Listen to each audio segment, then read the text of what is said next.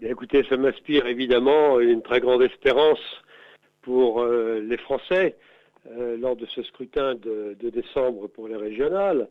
Il montre une évidence qui s'affirme et qui se confirme de jour en jour. C'est la déconnexion totale de nos élites politiques, de notre gouvernement, de ce qu'on appelle la droite, qui se posent comme leurs challengers, qui sont en réalité la même chose. La déconnexion totale avec les aspirations du peuple français, que voulez-vous.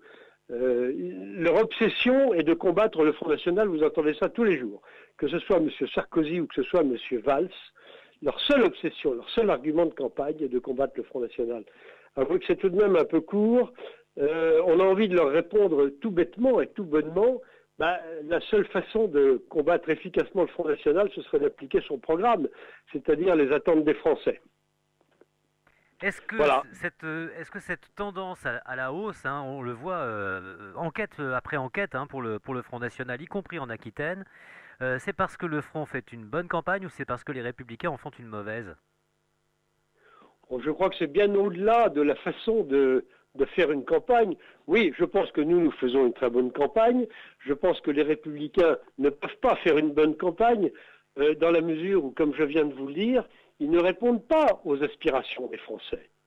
La seule façon de faire véritablement une bonne campagne, c'est de répondre aux aspirations des Français, qui sont absolument écrasés par ce fiscalisme de plus en plus oppressant, le chômage qui ne se règle pas parce que la situation économique ne le permet pas, ne permet pas la croissance. Le chômage ne se réglera que par la croissance.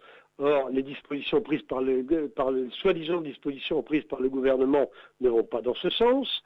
L'Europe est littéralement un assommoir pour l'économie française, sans parler de l'euro. Et voilà. Et là-dessus, une immigration qui est une véritable invasion qui effraie les Français. Je crois que ça devient absolument unanime chez les électeurs, de gauche comme de droite. Donc, que voulez-vous? La seule façon de bonne campagne est de répondre aux aspirations du peuple, encore une fois, et donc d'appliquer le programme du Front National. Les Français ne s'y trompent pas, nous sommes les seuls à pouvoir répondre à pouvoir répondre à leurs aspirations, nos solutions seraient évidemment de nature à résoudre pas mal de problèmes. C'est une question de volonté politique, vous savez, ce n'est rien d'autre. Madame Calmels fait campagne de plateau de télévision en plateau de télévision. Est-ce que d'après vous, elle a perdu le contact? Je crois qu'elle ne l'a jamais eu, surtout. Elle ne l'a jamais eu. Je ne mets pas en doute les qualités personnelles de Madame Calmels, mais politiquement, ça me paraît un véritable désastre. Que voulez-vous? N'est pas une femme de terrain. Et encore une fois, elle est prisonnière des idées de son parti. On ne fait pas campagne sur... ces gens-là ne savent pas faire campagne sur ce que demande le peuple français. C'est tout. Je crois qu'il n'y a pas à aller chercher plus loin. La seule façon, encore une fois, comme ils disent, s'ils étaient intelligents de combattre le Front National, ce serait d'appliquer les idées du Front National qui sont celles du peuple français. On le voit tous les jours un peu plus. Le Front National arrivant en première position au premier tour, on peut éventuellement se dire qu'au second tour, vous pourriez confirmer. Le cas échéant, ça vous donne une grande importance dans la nouvelle grande région. Eh bien, écoutez, si le sondage se confirme, en effet, nous étions partis sur la constitution d'un groupe d'une trentaine d'élus, nouvelle grande région Aquitaine. Si le sondage se confirme, nous serons devant Mme Calmels et les Républicains. À quel niveau? Je crois que tout est possible maintenant. Tout est possible véritablement. Je me garderai bien de faire le moindre pronostic chiffré. Mais la tendance est là. Et il y a toutes les raisons de croire qu'elle ne fera que s'accroître, qu'elle ne fera qu'augmenter d'ici le scrutin. Si d'aventure vous vous retrouviez le premier groupe d'opposition à Alain Rousset, ce qui semble se profiler, hein, à en croire les enquêtes, C'est notre ambition. quel genre d'opposition serez-vous pour lui?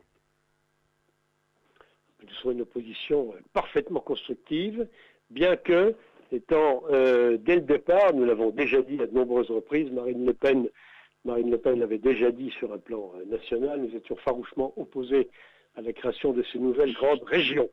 C'est la loi, elles existent, Nous serons donc contraints de jouer le jeu de ces grandes régions et nous les gérerons comme il faudra en bon père de famille, comme on disait dans le temps.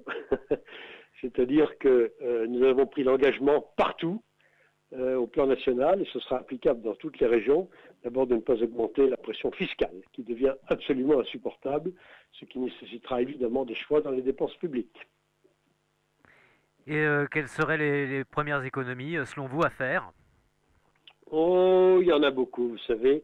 Il y a d'abord des projets certainement un peu mirobolants que la situation économique ne permettra pas d'assumer, que la situation financière ne permettra pas d'assumer. Il y aura des économies de gestion extrêmement substantielles à faire dans tous les domaines. Je pense aux frais de fonctionnement de ces énormes régions dont on nous annonçait avec fierté qu'elles seraient génératrices d'économies, en raison des économies d'échelle qu'elles pourraient représenter. Je prends tous les paris que ce sera exactement l'inverse. C'est que de nouvelles grandes régions vont générer des frais de fonctionnement qui seront absolument délirants. Donc, nous serons très attentifs à tout cela. J'ai une dernière question. Les médias ont une fâcheuse tendance à inviter sur leur plateau Alain Rousset, Virginie Calmels, et pas vous, pas le Front National. Ça vous agace finalement quand on voit que les enquêtes vous placent aussi haut? Vous savez, je crois que les médias les grands médias se sont déconsidérés. On les voit tous les jours. La palinodie de M. Pujadas l'autre jour à France 2 en est un formidable révélateur.